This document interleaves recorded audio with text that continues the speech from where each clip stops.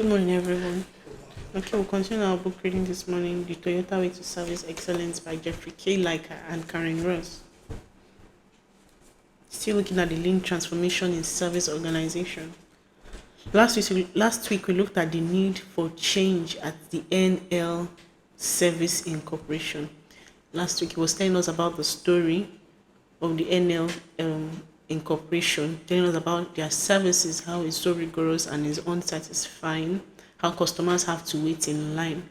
So this story is actually going to lead us to why this company, the NL Service Incorporation, needs change. So we're still reading their story, which will continue today on page 89.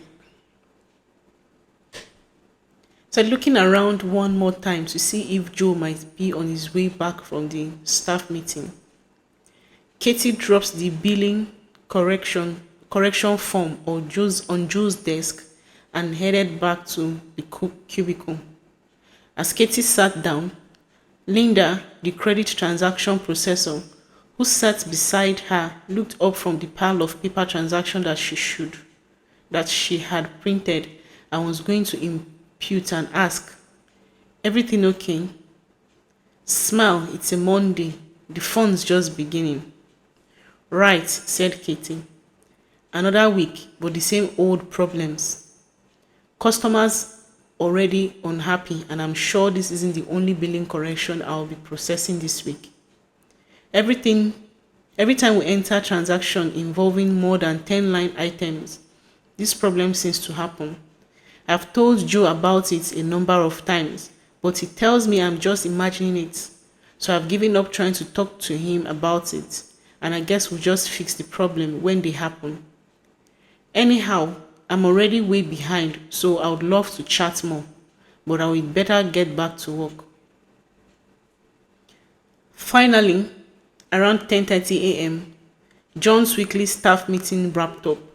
The CTPMS headed back to their teams armed with an incentive plan offering a free dinner and gin day for a month to all credit transaction processors who would be willing to work overtime for the next 2 weeks to catch up on backlogs and make extra calls to customers. The program was voluntary, but the credit transaction processor understood that those who didn't participate might be the first to go if there was another round of layoffs.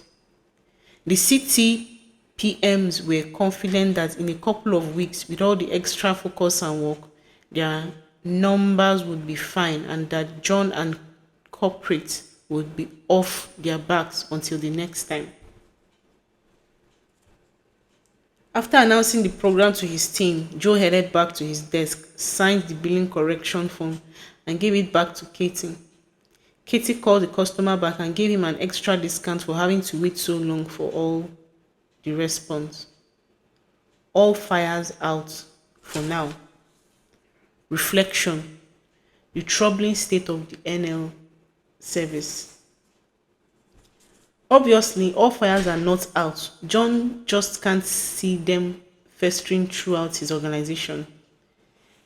In the Toyota Way field book, we talked about the concept of clearing the clouds. When the normal state is chaos, it is difficult to even see the processes. They seem hidden by clouds. There are, in fact, existing work patterns, but you need to clear the clouds to see them. We see that some standard practices are responding to problems by giving little bribes to customers for their troubles. We see that Katie is spending much of her time reacting to customers' compliance, which prevents her from getting the work right the first time. Lingering problems like transaction that comes in with more than 10 lines are avoided, not solved. Katie does not feel any support from her bosses, but she regularly works around her boss's busy schedule of doing who knows what. The culture is one of going for results at all costs and fighting daily problems. Figure 4.1 compares the problem-solving culture of traditional versus lean organization. In traditional organizations management, specific solutions and results, and do not care and does not particularly care how frontline managers put the solution into practice as long as they get results. This is a target rich environment for lean invention, but the people in the organization seem unable to see how they can get out of the vicious circle that entraps them. The Toyota system is more concerned with team members' development to learn a good process for improvement. The specific solution is less important than following a good process. Okay, so this is where we'll stop for our reading this morning. We'll see how bad the NL Service Incorporation service is.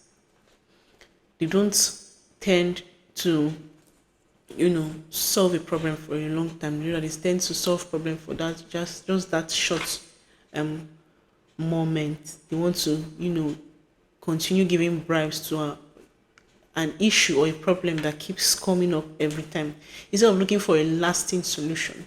Let me give an example. The fact that we are always having customers return the three-way surge, and because of the USB port, and it doesn't last. Anytime there's always if they buy and it's not working, there's a 6 months guarantee. Within 2 months, it's spoiled and they bring back, and we are always returning. Instead of us looking for a lasting solution to these problems, which is not supposed to be so. Since the problem that keeps coming up with the three-way surge and the voltage guard, we shouldn't just be that we create a solution for just that moment, having a whole lot of returns. There should be a lasting solution instead of just giving troubleshooting for that moment. That is just an example. So it's important for a company to build a culture of solving, bringing up solutions for problems that keep occurring instead of just, bringing up a lasting solution instead of just bringing a brief solution at that moment. So this is where we'll stop for our reading today. And I believe that as we go further, it will give us ideas on lasting solutions to whatever problems we encounter as an organization or as a company. Thank you.